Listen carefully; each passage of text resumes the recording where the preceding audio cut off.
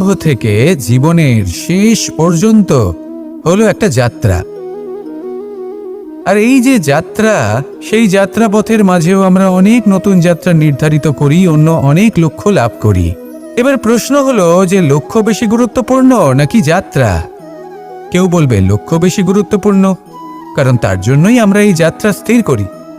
কেউ বলবে যাত্রা বেশি গুরুত্বপূর্ণ, কারণ এই যাত্রা পথে চলতে চলতে আমরা অনেকগুলো শিক্ষা লাভ করি, কর্ম করার জন্য অনেক দিশা খুঁজে পাই। এবার লক্ষ্য এবং যাত্রা এই দুই গুরুত্বপূর্ণ, কিন্তু আরও একটা তথ্য আছে অত্যন্ত গুরুত্বপূর্ণ, যেটা বুঝে নেওয়া খুব প্রয়োজনীয়। আর সেটা হলো আপনার জীবন সাথী। সেই সাথী যে জীবনের সব পদক্ষেপে আপনার সাথে চলবে, আপনার সাথে থাকবে। সেই ব্যক্তির মধ্যে যদি করুণা থাকে, ভালোবাসা থাকে, তাহলে সে আপনাকে সাহায্য করবে, আপনার জন্য আপনার লক্ষ্য নির্ধারণ করবে, আপনাকে জীবনে একটা উচ্চ স্তরে নিয়ে যাবে। কিন্তু যদি সেই ব্যক্তি এর বিপরীত হন, তাহলে কোথাও না কোথাও তাকে পেতে পেতে, তার সাথে থাকতে থাকতে আপনি নিজের লক্ষ্য ত্যাগ করে দেবেন। তাই পথ এবং লক্ষ্য এই দুই নির্বাচন করুন, কিন্তু যখন আপনি জীবনসাথী নির্বাচন করবেন তখন কিছুটা সাবধানে, না হলে আপনার অভিজ্ঞতা সুখময় নয়, অত্যন্ত দুঃখজনক হতে পারে। আসুন আমার সাথে ভালোবেসে বলুন, রাধা রাধা। জীবনে কখনো আমরা বিজয়ী হই, কখনো আমরা পরাজিত হই, কখনো সুখ আসে, আবার কখনো দুঃখও আসে। আর যখন দুঃখ আসে তখন আমরা আমাদের এই দুঃখ কারোর সাথে ভাগ করতে চাই। আমরা কারোর সাথে নিজের দুঃখ ভাগ করে নিই, আর সেই ব্যক্তি আমাদের দুঃখ নিয়ে উপহাস করে। তখন আমরা আরো দুঃখী হয়ে যাই। আমরা এই সংসারকে দোষ দিতে থাকি, কিন্তু এতে সংসারের কোনো দোষ নেই। ভুল আপনার যে আপনি কোনো কুপাত্রকে নির্বাচন করেছেন দুঃখ ভাগ করার জন্য। মনে রাখবেন, যদি আপনার শরীরে ক্ষতস্থান তৈরি হয় এবং সেই ক্ষত নিয়ে আপনি প্রত্যেক জায়গায় ঘুরে বেড়ান, প্রত্যেক বাড়িতে আপনি ওষুধ হয়তো নাও পেতে পারেন, কিন্তু সেখানে নুন আপনি অবশ্যই পাবেন। সেই জন্য যখনই দুঃখ পাবেন, শুধু সেই ব্যক্তিদের কথা মনে করুন যারা আপনার দুঃখ, আপনার যন্ত্রণাকে বুঝতে পারবে, যারা আপনার সহায় হবার জন্য প্রস্তুত, আপনাকে সাহায্য করার জন্য প্রস্তুত, আপনার অন্তরকে প্রেরিত করতে প্রস্তুত। তাদের কাছে নয় যারা আপনার দুঃখ নিয়ে উপহাস করে। আসুন আর আমার সাথে ভালোবেসে বলুন, রাধা রাধা। প্রত্যেক মানুষ সাফল্যের শিখরে পৌঁছতে চান, প্রত্যেকেই তার জন্য চেষ্টা করেন, প্রত্যেকেই এটা চান যে নিজের নিজের ক্ষেত্রে আমি সর্বোচ্চ শিখরে পৌঁছব। এবার সবসময় আমাদের প্রতিভা পূর্ণরূপে আমাদের সহায়ক হতে পারে না।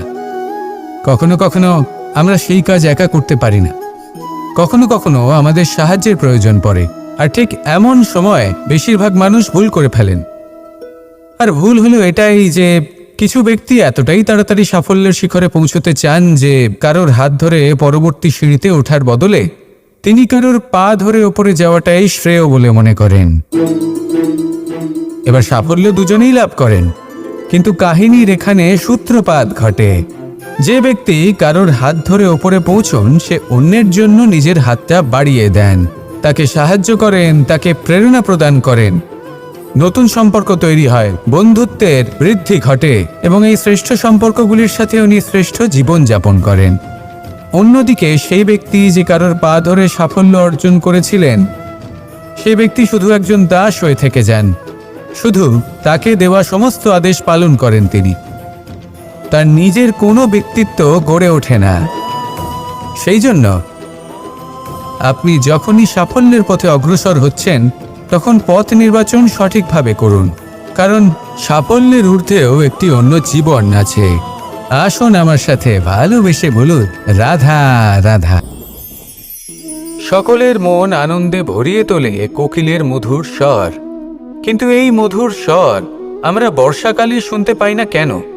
তার কারণ কিন্তু এটা নয় যে বর্ষাকালে কোকিল অসুস্থ থাকে, তা নয়। কোকিল সিদ্ধান্ত নেয় নীরব থাকার, কিন্তু এই সিদ্ধান্ত কেন নেয়? তার কারণ হলো ব্যাঙ। বর্ষার ঋতুতে অনেক ছোট ছোট স্থানে জল জমে, আর সেই কারণে অনেক ব্যাঙের জন্ম হয়। এবার ওই ব্যাঙগুলোর ধ্বনি এতটাই প্রবল হয় যে তাদের মাঝে এই কোকিল যতই মধুর সুরে ডাকুক না কেন তার স্বর আমাদের কানে পৌঁছবে না। সেই জন্য ও সিদ্ধান্ত নেয় চুপ থাকার। আর এটাই হলো আমাদের জীবনের শিক্ষণীয় বিষয়। আপনি যদি এমন কোথাও থাকেন যেখানে আপনার আশেপাশে মূর্খ মানুষ আছেন, তাহলে সেখানে চুপ করে থাকাই হলো সবথেকে শ্রেষ্ঠ সিদ্ধান্ত। কারণ ওই মূর্খদের চিৎকারের সামনে কেউ আপনার জ্ঞানের কথা বুঝতেই পারবে না। সেই জন্য সেখানে চুপ করে থাকুন। পরবর্তীতে গিয়ে যেমন এই ব্যাঙের ডাক এটা শান্ত হবে আর তারপর থেমে যাবে, ঠিক তেমন মূর্খদের সময় একটা নির্দিষ্ট কালের পর গত হয়। আর তারপরে আসে বিবেকবানদের সময়, আপনার সময়। শুধু ধৈর্য ধরুন। আসুন আর আমার সাথে ভালোবেসে বলুন, রাধা রাধা। মস্তিষ্কের মেধা প্রত্যেক মানুষের কাছেই আছে। এর বর্গীকরণ করা সম্ভব তিনটি স্তরে: নিম্ন, মধ্য এবং উচ্চ। এবার সেই ব্যক্তি যার মস্তিষ্ক মেধা নিম্ন স্তরের, তিনি কোন বিষয়ে কথা বলেন, কোন বিষয়ে আলোচনা করেন, কি সেই বিষয় যা নিয়ে এনারা ভাবেন? লেনদেন, লাভ ক্ষতি, সম্পর্ক ভাঙা গড়া, জীবনের এই ছোট ছোট বিষয়গুলি। এর ঊর্ধ্বে এনাদের কথা এবং ভাবনা যায়ই না। এবার যে ব্যক্তি এমন হন যার মস্তিষ্ক মেধা মধ্যস্তরের, সেই ব্যক্তি কি করেন, কোন বিষয়ে কথা বলেন? জীবনের ঘটনাগুলির বিষয়ে কথা বলেন। কি হয়েছিল, কিভাবে হয়েছিল, কিভাবে সেটা আরো বেশি শ্রেষ্ঠ করে তোলা সম্ভব।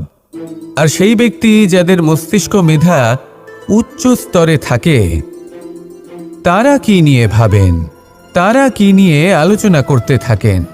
তিনি ভাবেন যে কিভাবে নিজের চিন্তাভাবনা আরো বেশি শ্রেষ্ঠ করে তোলা সম্ভব। তিনি ভাবেন যে কিভাবে আমরা নিজেদের অপগুণগুলিকে দূর করে দিতে পারি, কারণ সেটা করতে পারলে জীবন আপনা থেকেই শ্রেষ্ঠ হয়ে উঠবে। মস্তিষ্ক মেধা আমাদের সবার কাছে আছে। এবার আমাদের এটা বেছে নিতে হবে যে কোন স্তরটা আমরা আপন করতে চাই। যদি আজকের এই মুহূর্তে আপনি নিম্ন স্তরেও থাকেন, তাহলে তা মেনে নিন, চিন্তার কোনো বিষয় নেই। এখনো চাইলে আপনি উচ্চ স্তরে পৌঁছতেই পারেন। সেটাই বেছে নিন, জীবন শ্রেষ্ঠ করে তুলুন আর আমার সাথে ভালোবেসে বলুন, রাধা রাধা। অত্যন্ত শ্রেষ্ঠ একটা কথা আছে, যদি একটা দরজা বন্ধ হয় তাহলে ঈশ্বর নিজে আমাদের জন্য আরেকটা দরজা খুলে দেন। কিন্তু কিছু মানুষ আছেন যারা এটা ভাবেন যে আমার সাথে তো এরকম হলোই না, আমাদের জন্য তো কোনো নতুন দরজা খুলল না, কোনো নতুন পথ আমরা খুঁজে পেলাম না। সেই বিষয়ে আমরা চিন্তা করি, দুঃখ পাই যে এরকম কেন হলো। কখনো কখনো নতুন দরজা উন্মুক্ত হয়, কিন্তু পুরনো যে বন্ধ দরজা আছে তার সামনেই আমরা দুঃখী হয়ে বসে থাকি। আর এমন ভাবে বসে থাকি যে নতুন দরজার দিকে আমাদের চোখই যায় না। কখনো কখনো ঈশ্বর জেনে শুনেই আমাদের জন্য নতুন দরজা, নতুন পথ উন্মুক্ত করেন না, কারণ তিনি চান যে আমরা যেন পরিশ্রম করি, কর্ম করি, নিজেকে আরো বেশি শ্রেষ্ঠ করে তুলি, সক্ষম হই, আর নিজের পথ আমরা নিজেই খুঁজে নিই। কখনো কখনো এমনও হয় যে ঈশ্বর চান যে আমরা যেন সেই পথে চলতে শুরু করে দিই। ভবিষ্যতে গিয়ে ঈশ্বর আমাদের সবকিছুই প্রদান করেন। মনে রাখবেন, যে ব্যক্তি নিজের বাড়িতে এসে নিজের দুঃখ নিয়ে বিলাপ করতে থাকেন, সুখ তার দরজায় পৌঁছে গিয়েও বন্ধ দরজা দেখে ফিরে চলে যায়। তাই দুঃখ আমাদের সকলের জীবনে আছে, কিন্তু সেই দুঃখকে আঁকড়ে ধরে বসে থাকবেন না, তাহলে আপনি আসন্ন সুখও ভোগ করতে পারবেন না। আসুন আমার সাথে ভালোবেসে বলুন, রাধা রাধা। এই সংসারের প্রত্যেক মানুষ কোনো না কোনো স্থানে অবশ্যই যান, অনেক অনেক স্থানে তাদের যেতে হয়। এবার এমন কিছু মানুষ আছেন যারা সেই স্থানে হয়তো কখনোই যাননি। উদাহরণ হিসেবে বলবো, কিছু মানুষ আছেন যারা মন্দিরে যান, চিকিৎসালয়ে যান, কিছু মানুষ কারোর বিবাহ উৎসবে যান, আবার কিছু মানুষ আছেন যারা নাস্তিক হন এবং কখনোই মন্দিরে যান না।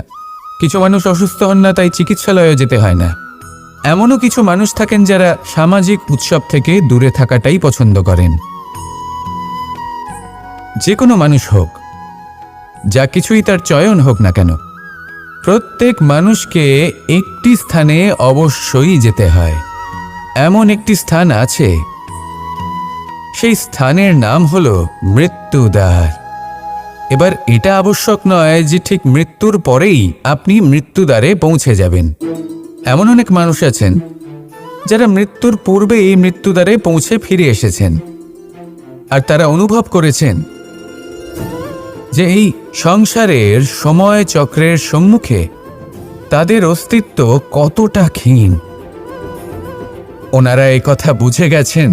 বড় বড় জ্ঞানী মহান ব্যক্তি ছিলেন, তারা এসেছেন, কর্ম করেছেন এবং শেষে তারাও মৃত্যুদ্বারে প্রবেশ করেছেন। অবশেষে তারাও পঞ্চমহাভূতের সাথে মিলিত হয়েছেন। তাহলে আপনার কিসের এত অহংকার? এই জীবনে কেউ অমর নন। জীবনে কতদিন আমরা বাঁচবো এটাও আমরা জানি না। তাই এই জীবন যাপন করুন। এই জীবনের প্রত্যেক মুহূর্ত এমনভাবে যাপন করুন, এই কথা মাথায় রেখে যে কোনো মুহূর্তে আমাদের মৃত্যুদ্বারে প্রবেশ করতে হতে পারে, তাই না? আসুন আর আমার সাথে ভালোবেসে বলুন, রাধা রাধা। কথা মানুষের পাওয়া সবচেয়ে অদ্ভুত উপহার। এই কথাই মানুষকে এই সংসারের সমস্ত প্রাণীর থেকে ভিন্ন করে তোলে, সংসারের সবচেয়ে উপরে নিয়ে যায়। এই কথার কারণেই আমরা একে অপরের সাথে ভাব আদান প্রদান করি। আমি আমার মনের ভাবনা অন্য কাউকে ব্যক্ত করতে পারি, অন্য কেউ তাদের ভাবনা আমাকে ব্যক্ত করতে পারে। এই কথাই আমাদের সবচেয়ে বড় ঢাল। এবারে দেখুন, আপনি নিশ্চয়ই লক্ষ্য করেছেন, কারোর কথা মধুর হলে লোকে তাকে ভালোবাসে, তাকে নিজের বন্ধু বানায়। সেইভাবেই যদি কারোর কথা কঠোর হয় তাহলে লোকে তাকে ঘৃণা করে, তাকে নিজের শত্রু মনে করে। এই কথাই ভাষা হয়ে আমাদের ইতিহাস রচনা করে। তবে আমরা কি সত্যি বাণীর বিষয়ে অতটাই ভাবি যতটা আমাদের ভাবা উচিত? ভেবে দেখুন, মানুষের কথা বলতে শিখতে কত সময় লাগে।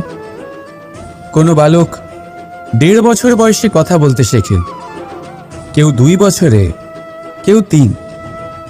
এবার দেখুন, মানুষ 1.5 বছর বয়সে কথা বলতে শিখে গেলেও তার কি বলা উচিত এটা সারা জীবনেও শিখতে পারে না।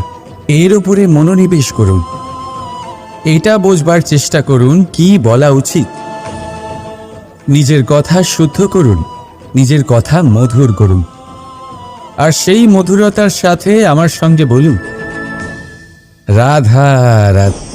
সময়, কথায় বলে সময়ের পূর্বে কিছুই হয় না। প্রতিটা ঘটনার একটা সময় থাকে। সময়ের আগে না সূর্যোদয় হয় আর না সূর্যাস্ত হয়। সময়ের পূর্বে গাছে না ফুল ফোটে না ফল ধরে।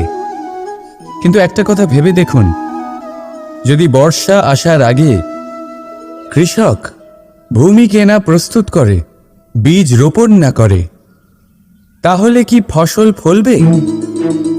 যদি কোনো যোদ্ধা যুদ্ধের পূর্বে নিজের অস্ত্রে ধার না দেয়, তাহলে সে যুদ্ধ কি করে লড়বে? এর মানে এটাই হলো যে সময় আপনার যখন আসার তখন অবশ্যই আসবে, কিন্তু ততক্ষণ এটাও গুরুত্বপূর্ণ যে আপনি নিজেকে তার জন্য তৈরি রাখুন।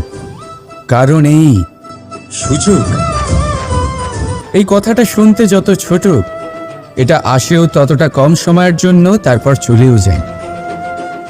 এবার যদি সুযোগ আপনার হাতে আসে আর আপনি তার জন্য তৈরি না থাকেন, তাহলে আপনি সাফল্য কি করে পাবেন? তাই আপনি সঠিক সময়ের জন্য অপেক্ষা করুন, সেই সুযোগের জন্য অপেক্ষা করুন, কিন্তু ততক্ষণ নিজের চেষ্টার দ্বারা নিজেকে আরো সক্ষম করে তুলুন, কারণ সাফল্য আপনার জন্য অপেক্ষা করছে, শুধু আপনি তার জন্য তৈরি থাকুন। রাধা রাধা।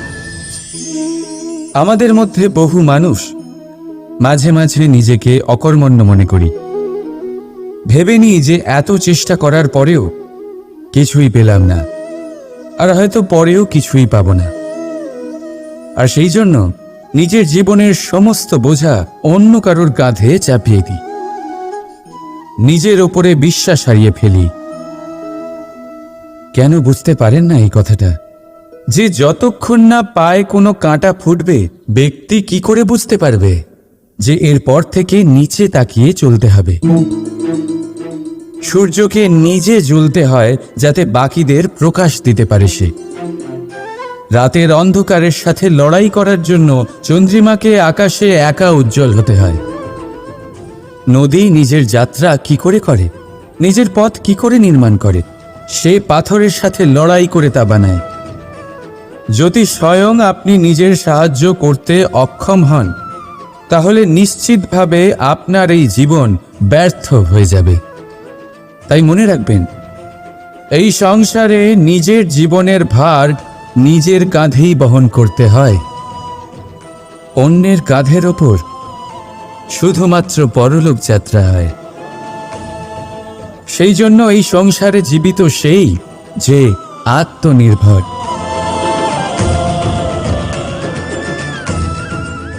রাধা রাধা।